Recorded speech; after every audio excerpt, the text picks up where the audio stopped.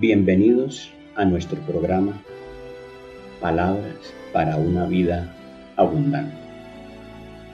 Qué gusto estar con ustedes en esta mañana, teniendo la oportunidad de compartir aquellas cosas que Dios nos ha dado para la edificación de la iglesia.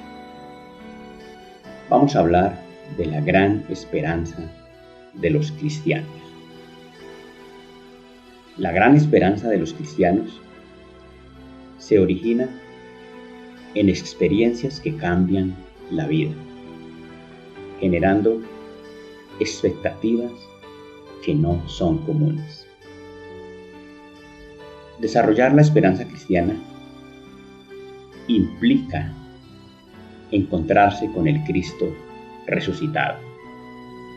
Si para los primeros creyentes de la fe cristiana el encuentro con Jesús resucitado fue determinante para el desarrollo de una esperanza que les diera la gran fortaleza que la iglesia necesitaba.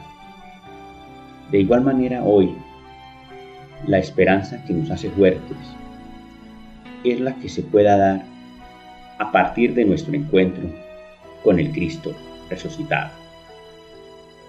Voy a leerles en el libro de los Hechos, capítulo 1, del 1 al 3. Encontramos aquí que, siendo el libro de Hechos una continuación del libro o del Evangelio de Lucas, inicia de esta manera: en mi primer escrito, Teófilo, me refería a todas las cosas que Jesús hizo y enseñó desde el comienzo, referencia al Evangelio de Lucas, hasta el día en que fue recibido arriba, después de haber dado mandamientos por el Espíritu Santo a los apóstoles que había escogido. A ellos también, después de haber padecido, se presentó vivo con muchas pruebas indubitables, apareciéndoseles durante 40 y hablándoles acerca del reino de Dios. En este inicio del libro de los Hechos podemos notar claramente que el fundamento principal es ya la resurrección de Jesús, como tema que va a dar la pauta para todo lo que se va a decir de aquí en adelante a través de este escrito. Y es la resurrección de Jesús, que ellos pudieron confirmar, porque tuvieron la oportunidad de verlo, de presenciarlo. Y por eso es el argumento más importante que se presenta en este inicio del libro. El texto también plantea la idea de 40 días, y 40 días es un número simbólico que recuerda a Moisés en la montaña, a Elías peregrino, y el énfasis certero junta dos datos: Jesús está vivo después de padecer, en este caso la muerte, un hecho acreditado con pruebas, con manifestaciones visuales y palabras. Ese hecho entonces resulta determinante, porque cuando se presenta la experiencia con el Espíritu Santo y todo lo que sorprende allí a esa multitud que es testigo de esa experiencia de nuevas lenguas, ellos entienden lo que están diciendo, un acontecimiento muy distinto que contrasta con la experiencia de Babel, en donde la ausencia de Dios produjo confusión, nadie se entendía, todo el mundo se dispersó. Aquí parece que la intención es mostrar todo lo contrario, como la presencia del Espíritu de Dios les permite hablar claramente, de manera que todo el mundo lo entiende. Pero en el capítulo 2, también del libro de los Hechos, en los versos 29 en adelante está el argumento que yo quiero usar. Dice: Hermanos, se os puede decir libremente del patriarca David que murió y fue sepultado, y su sepulcro está con nosotros hasta el día de hoy. Pero siendo profeta y sabiendo que con juramento Dios le había jurado que de su descendencia en cuanto a la carne levantaría al Cristo para que se sentara en su trono, viéndolo antes, habló de la resurrección de Cristo, que su alma no fue dejada en el Hades, ni su carne vio corrupción. Noten ustedes que aquí el discurso de Pedro está usando la Escritura para confirmarle a todas esas personas que estaban allí presenciando la experiencia de Pentecostés que Jesús había resucitado. Es decir, lo de los 40 días con las pruebas indubitables, con hechos visuales y palabras que confirmaban la resurrección de Jesús, pues para esa multitud no era el argumento, el argumento se presenta para el destinatario del libro de los Hechos. Pero en el escrito entonces aparece la idea de que para esa multitud la prueba de que Jesús había resucitado, según el discurso, es lo que allí estaba sucediendo. Dice: a este Jesús resucitó Dios, de lo cual todos nosotros somos testigos. Es un discurso para la multitud. Así que exaltado por la diestra de Dios, y habiendo recibido del Padre la promesa del Espíritu Santo, ha derramado esto que vosotros veis y oís. Ese suceso de Pentecostés es la prueba de Jesús resucitado que Pedro argumenta para esa multitud, dejando ver que todas esas personas llenas del Espíritu Santo han tenido también un encuentro con el Cristo resucitado. Eso nos va indicando a nosotros que esas experiencias espirituales que tienen esas características están indicando nuestro encuentro con el Cristo resucitado. Nosotros también podemos tener hoy el encuentro con el Cristo resucitado a partir de esas experiencias con el Espíritu Santo que Dios le dio a la iglesia a través de Jesús. Fíjese que el argumento dice: David no subió a los cielos, pero él mismo dice: dijo el Señor a mi Señor, siéntate a mi diestra hasta que ponga a tus enemigos por estrado de tus pies. Sepa pues ciertísimamente toda la casa de Israel que a este Jesús, a quien vosotros crucificasteis, Dios lo ha hecho Señor y Cristo.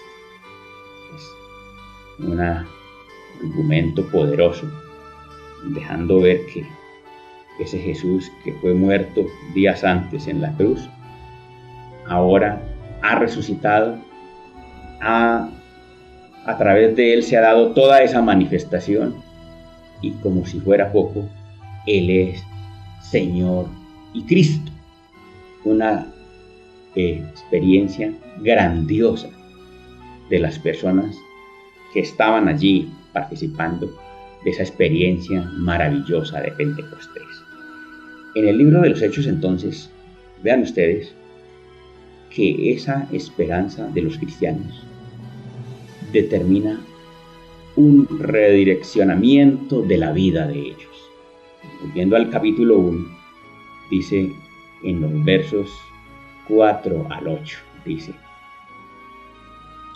y estando juntos, les ordenó: no salgáis de Jerusalén, sino esperad la promesa del Padre, la cual oísteis de mí.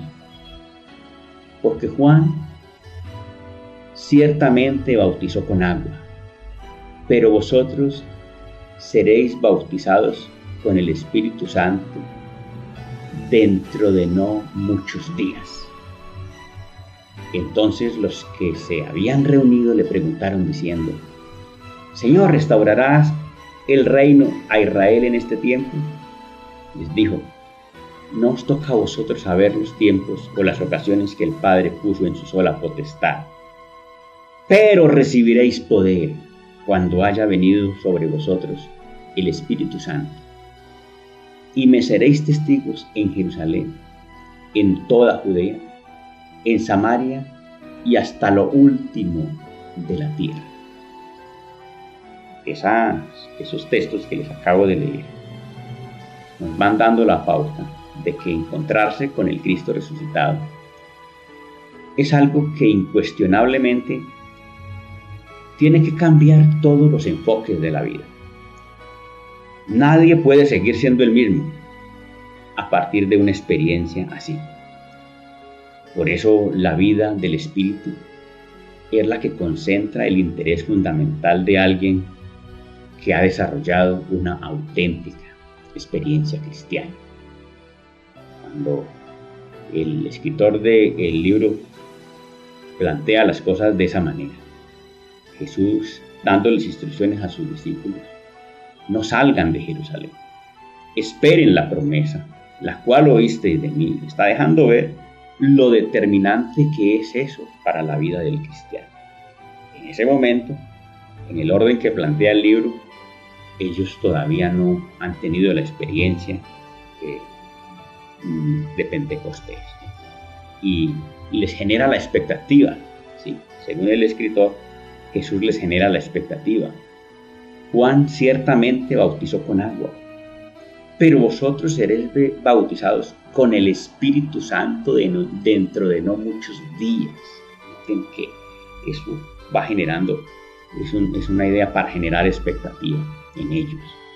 Sin embargo, ellos tratan de desviarse un poco de esa idea central, porque el tema de la restauración del reino para ellos era, según ellos lo entendían, ¿sí? De una manera muy religiosa, era fundamental.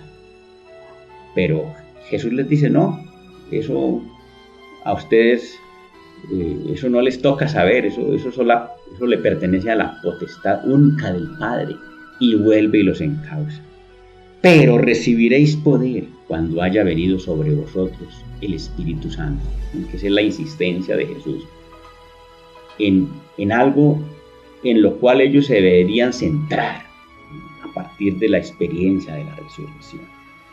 Y es que un encuentro con el Cristo resucitado necesariamente produce una relectura de la vida nuestra, una revisión de los enfoques de cómo hemos estado viviendo, qué es lo verdaderamente importante y qué es lo fundamental a lo que nos debemos dedicar, ¿sí? De hecho, mostrando que frente a esa experiencia de resurrección, todo aquello que normalmente ha sido la gran preocupación de la vida humana, lo material, asegurarse un futuro material, preparación, pues son cosas buenas, pero no pueden ser lo fundamental, porque la resurrección marca definitivamente que el destino del hombre en el propósito de Dios es una cosa impresionantemente trascendente, y dedicarse a cualquier otra cosa como el centro de la vida es hacer algo que no es sabio. Lo esencial, existencialmente hablando, es el propósito de Dios, el propósito eterno, y que se va confirmando a través de la resurrección de Jesús y la esperanza de resurrección que eso comienza a generar en la vida de quien tiene un encuentro con el Cristo resucitado, porque Jesús marca el camino de la vida del ser humano según Dios. Por eso me animo a leerles el texto de 2 a los Corintios, capítulo 5, los primeros versos, serían los versos del 1 al 5. Miren ustedes que en esta literatura que es de tipo paulino, dice el escritor: sabemos que si nuestra morada terrestre, este tabernáculo, se deshace, está hablando del cuerpo físico, tenemos de Dios un edificio, una casa no hecha por manos, eterna en los cielos. Dice: si el cuerpo físico desaparece, si los años acaban con esto, si la enfermedad termina matándome, porque de alguna manera de algo nos tenemos que morir. Finalmente Dios nos ha construido una casa hecha, una casa eterna, un edificio en los cielos, mostrando que es la nueva condición del ser humano en la resurrección. Y por eso también gemimos, deseando ser revestidos de aquella nuestra habitación celestial. Y de que es la verdadera expectativa de un auténtico cristiano. Un auténtico cristiano no se distrae y no pierde su norte, no se centra en las cosas pasajeras. De hecho, las asume con responsabilidad, las hace, pero el centro de su vida es el propósito eterno de Dios. Dice, pues así seremos hallados vestidos y no desnudos. La desnudez a la que él se refiere es a la muerte. Y dice en el versículo 4, asimismo los que estamos en este tabernáculo gemimos con angustia, pues no quisiéramos ser desnudados, sino revestidos, para que lo mortal sea absorbido por la vida. El asunto es que la idea de la muerte, de cualquier manera, es algo desagradable. Es algo que en condiciones normales, pues uno quisiera evitar. Y es lo que dice Pablo. No quisiéramos pasar por allí, sino que más bien quisiéramos ser revestidos de una vez por esa condición gloriosa eterna, para que lo mortal sea absorbido por la vida. Pero el versículo 5 entonces muestra qué es lo que tenemos para enfrentar eso como debe ser. Pero el que nos hizo para esto mismo es Dios, quien nos ha dado el Espíritu como garantía. En que mientras la persona se mueva en el territorio del Espíritu, eso tendrá que ser manejado con altura, con una solvencia que no debe preocupar, superando el temor a la muerte y preparándose a través de la experiencia espiritual para madurar esa esperanza de tal manera que la muerte no termine siendo más que el examen final de la vida. Porque quien se enfrenta a la muerte como un auténtico cristiano lo hace con esperanza. El justo, aún en su muerte, tiene esperanza, porque, como dice el salmista, ni siquiera el Seol esconde de la presencia de Dios. Y esa presencia de Dios, que es garantía de justicia para el que no está preparado, es garantía de vida para el que asume las cosas cristianamente. Porque a partir de esa experiencia, Dios nos acompaña aún en esa condición. ¿Sí? En algún momento leía la obra de un escritor muy interesante que hablaba de la soledad de las personas que se están enfrentando a la muerte. Es decir, frente a esa soledad, quien no está preparado, de nada le va a servir la compañía de familiares, de hijos, de personas cercanas, de amigos que estén allí rodeándolo, pues nadie lo puede acompañar en ese tránsito de la vida a la muerte, solo Dios. Y si la persona no está preparada, eso será la pérdida del examen final de la vida. Así que en esas condiciones, quien está consciente del camino que Cristo nos abrió y se prepara para eso, es la persona que no tiene miedo, que sabe que eso es un paso inevitable, sabe que de alguna manera eso para el creyente es un descanso, sabe que de alguna forma eso es una solución, pero como paso inevitable es la esperanza más grande para que el hombre reciba aquello que justificará finalmente su existencia.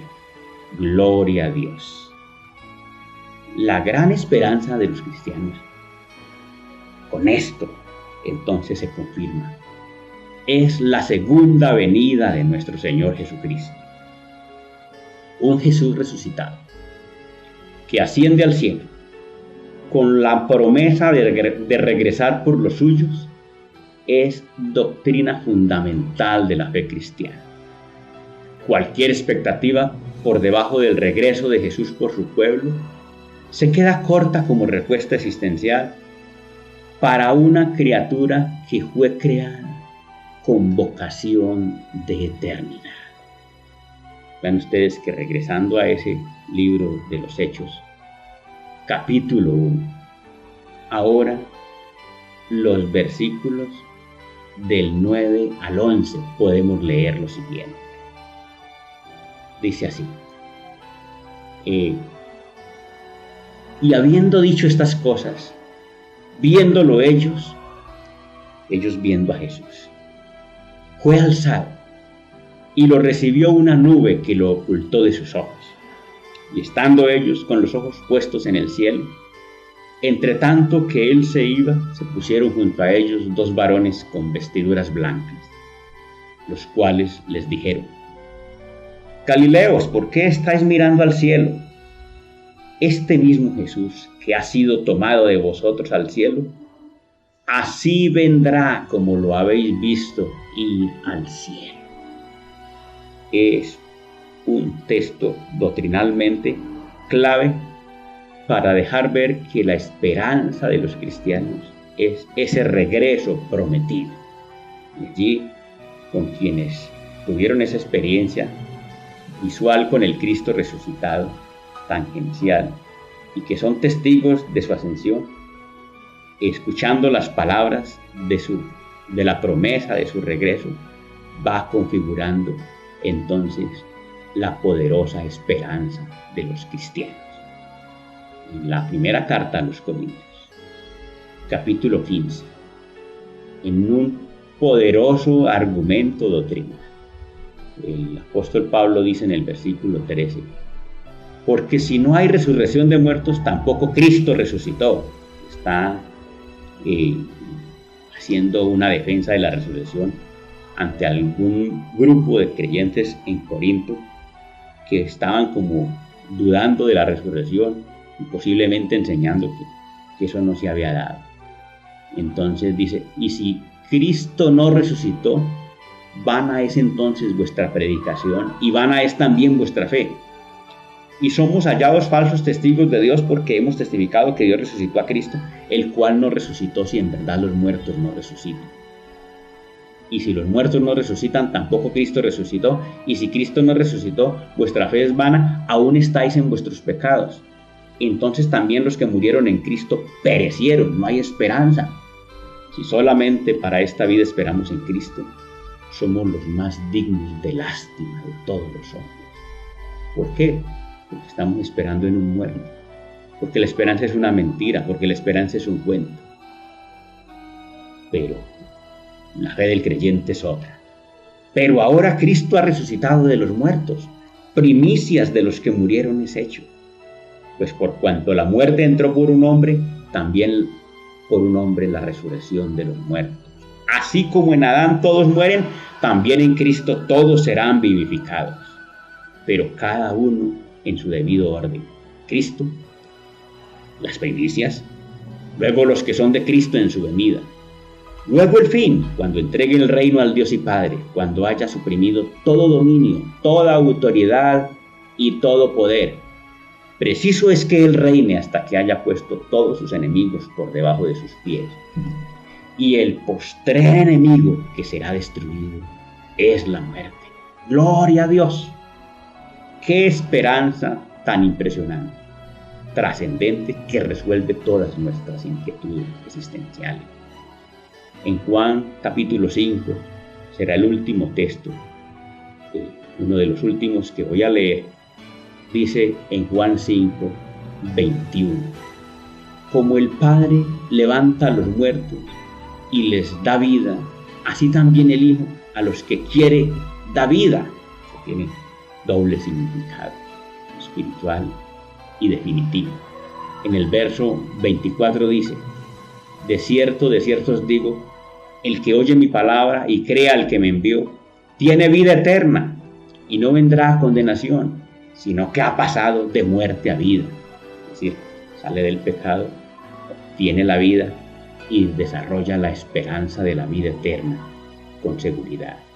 En los versículos 28 y 29 dice: no os asombréis de esto, porque llegará la hora cuando todos los que están en los sepulcros oirán su voz, y los que hicieron lo bueno saldrán a resurrección de vida, pero los que hicieron lo malo a resurrección de condenación. Gloria a Dios. Y por último, en el capítulo 14, versos 1 al 4 de Juan, dice: no se turbe vuestro corazón. ¿Creéis en Dios? Creed también en mí. En la casa de mi Padre muchas moradas hay.